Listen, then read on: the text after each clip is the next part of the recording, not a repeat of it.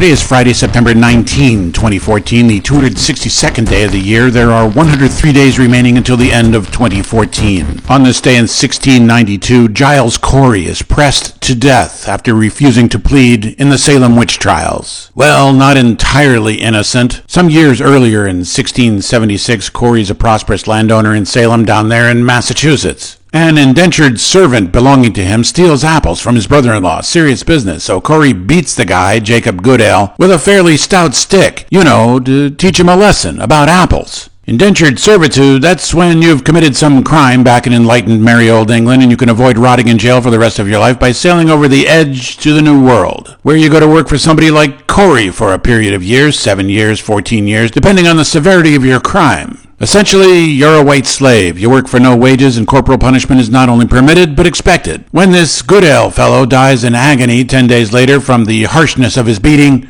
Corey, then 55 years old, can't be charged with murder. He's charged with employing unreasonable force and pays a fine. So Corey's got a reputation in Salem. Not a particularly nice man. Bit of a bad temper. Okay, fast forward 16 years to 1692. Corey's working on his third wife, the outspoken Martha Corey, who's accused of being a witch, which kind of surprises everybody because up until then, Martha Corey is believed to be a pious woman, an upstanding resident, friendly, generous. She thinks the local women who are accused are being railroaded, getting a raw deal. And she thinks the kids making these accusations against her neighbors are running a serious scam, and she says so. She says the girls are lying their asses off. Naturally, they turn their attention to Martha Corey. The accusers are Betty Paris, 8, Abigail Williams, 11, Ann Putnam, 12, and Elizabeth Hubbard, 17. Hubbard, the only one of the girls who's old enough to testify. Giles Corey, who's then around 71, as any decent husband would, defends his wife. She's his third, she's healthy, and even though he's famously a jerk, she likes him, and he kind of wants to keep her around for a while. Boom! Those kids go into their spastic seizure speaking in tongues routine and accuse old Giles Corey of being a warlock, whatever that is, in league with the devil, Old Scratch, Old Nick, Prince of Lies, Belial, Mephistopheles, Whippoorwind, the Hay Fiend, the Antient Foe, Satan, the Devil, Beelzebub. That guy. Corey says, "Get out of here!" Refuses to cooperate, won't say he's guilty or not guilty, so they torture him by pressing, laying heavy stones on his chest.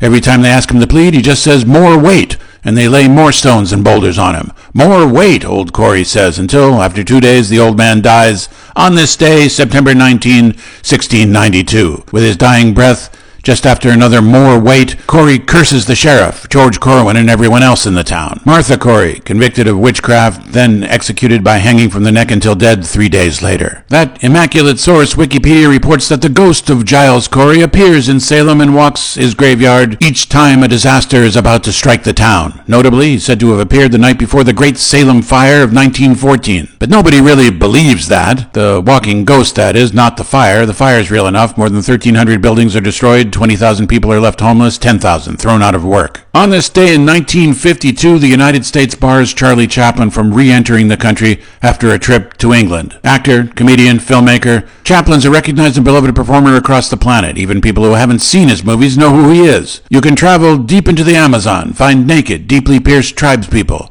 or far into outer Mongolia, where folks wear yak hide to keep themselves warm-bodied.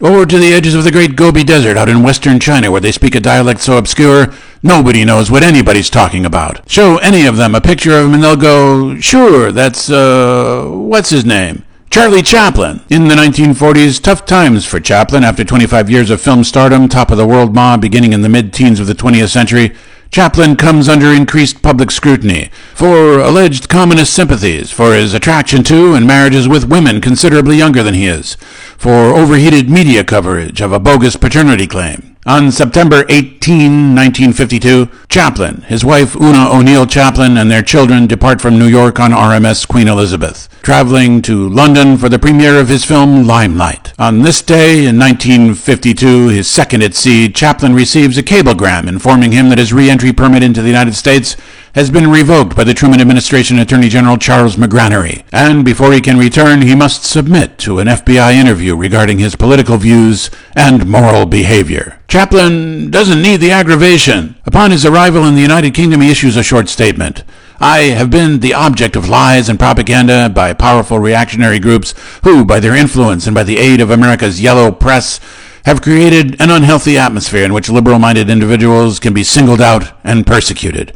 Under these conditions, I find it virtually impossible to continue my motion picture work, and I have therefore given up my residence in the United States. Charles Chaplin writes, "It is paradoxical that tragedy stimulates the spirit of ridicule.